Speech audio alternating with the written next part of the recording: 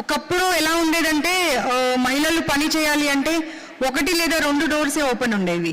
But now the whole world is ours. Entire అన్నీ మనమే. మనం అంటే మనకు వెళ్ళాలి అనుకున్నప్పుడు, సాధించాలి అనుకున్నప్పుడు అడ్డు అనేది లేదు అనేది మనం ప్రూవ్ చేస్తూ ఉన్నాము. అండ్ ఇంకా చాలా ప్రూవ్ చేయాల్సినటువంటి అవసరం కూడా ఉంది.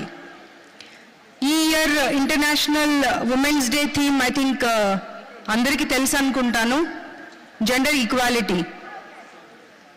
So being the commission chairperson, I think everybody should understand the importance of the women empowerment also, and everybody should understand the gender equality too at the same time. ఎందుకంటే మనం ఎన్ని సాధించినా, ఎంత ముందుకు వెళ్ళినా, ఆ ఎంపవర్మెంట్ మీనింగ్ అనేది ఈ సొసైటీలో అందరూ అర్థం చేసుకోగలుగుతున్నారా లేదా అనేది చాలా ఇంపార్టెంట్. కేవలం మన కెరియర్లో, మన ప్రొఫెషన్లో మనం సాధించాము అంటే కూడా సరిపోదు. ఒక మహిళగా మన కెరియర్లో, మన ప్రొఫెషన్లో సాధించుకుంటూ కూడా ఒక మదర్గా, ఒక భార్యగా, ఒక కోడలుగా, ఒక అత్తగా, అంటే చాలా రకాల పాత్రలు నిర్వహించాల్సినటువంటి బాధ్యత మన పైన ఉంటుంది.